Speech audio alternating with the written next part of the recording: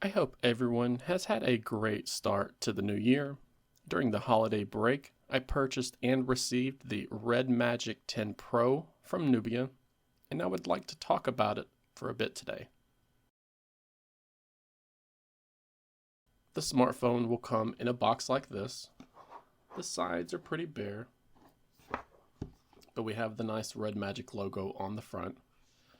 After we take the plastic off, we can open the box, and we're presented with this inner box right here.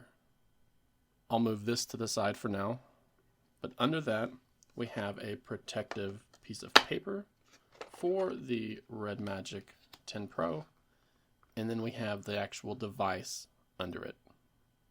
Then when we take the phone out, you can see we have our USB cable, which is USB-C to USB-C, and then we have our charger. Here we have the black box that comes inside. We can flip it around and open it from the back.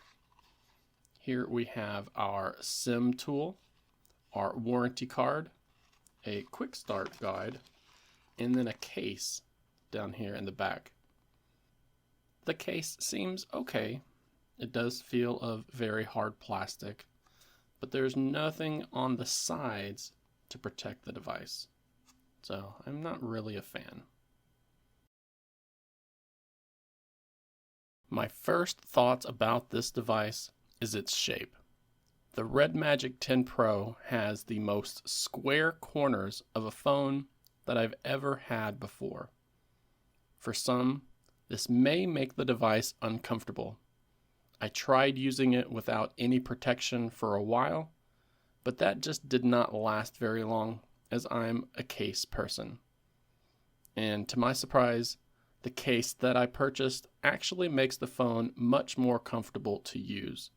The incredibly sharp edges made swiping in from the sides for gestures quite hit or miss. Not only did it not feel great on my thumb, but I also missed contact with the display at times because my thumb is just not used to the sharp edges like this. Now with that said, I am coming from using the Pixel 7 Pro as my daily driver, and while I'm not a huge fan of those big curved edges that it has been what my hands are used to. Thankfully though, this $10 case that I got from Amazon has helped things out immensely, and it's actually made swiping in from the edge much more comfortable. I'll be sure to include a link to this case down in the video description below, as well as the pinned comment, so that it's easy for everyone to find. So while I have gotten used to how the phone feels with the case, there are some things about this device that I'm not too happy with, and software is a big one for me. But thankfully, it's been one that I have been able to find ways to get around, at least as of right now. For example, I've been trying to set up a custom launcher on the phone that has support for Google Discover. Now, my go-to launcher of choice right now is Nova, and when I installed the companion application, the panel to the left here worked as you would expect. However, after a short time with the phone, that panel just refused to open for me. No matter how many times I tried to swipe, it would not open that Google Discover panel. I have tried other launchers with the support for Google Discover, including Lawn Chair Launcher, Pixel Launcher, Pear Launcher, and a few others, but each of them had issues with that side panel. From what I have read, Nubia recently swapped out Google Discover for something called Zboard, so I thought that may have something to do with it, and I did go through and disable the Zboard application. However, after some tinkering, I believe this issue was due to the aggressive battery optimization setting that Nubia is using.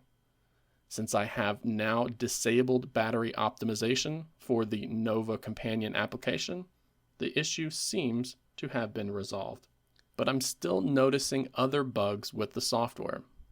More than once, I have tried to swipe twice from the bottom of the display while playing mobile games in landscape mode, and the firmware has bugged out and refused to minimize the game.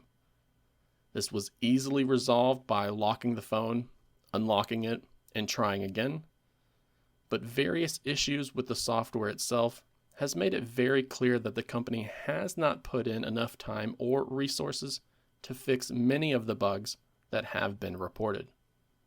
I'm seeing this complaint pop up here and there within the RedMagic subreddit as well, so you shouldn't expect the firmware to be completely bug-free. Some people have suggested that switching to the Chinese ROM is better because you gain access to more over-the-air updates, and those updates end up fixing a lot of the problems that some people end up coming across. But using that firmware means that you'll end up with a bunch of pre-installed bloatware that will either need to be uninstalled or disabled manually, something that may end up bothering a few of you out there. Now, I have not personally tested the Chinese ROM yet, but it is something that I'm looking into. With that said, the RedMagic 10 Pro is a beast of a phone.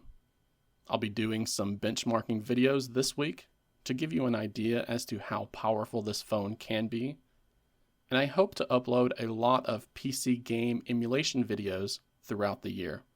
The built-in fan here is a must-have for anyone who plays graphically demanding games on their device for extended periods of time, whether that's through emulation or native options from the Google Play Store.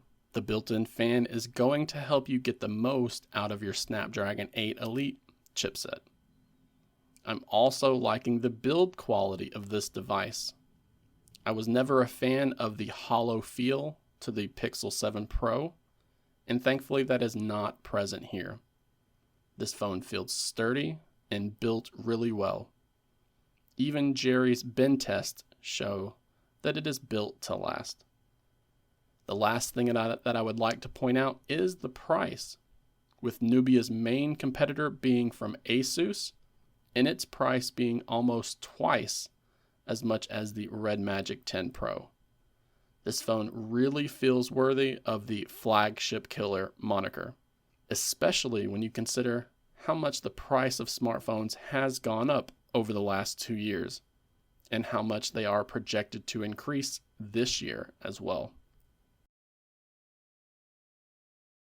Now, I have a ton more to say about the RedMagic 10 Pro, but I'll leave the rest for the full review that I upload here on the channel.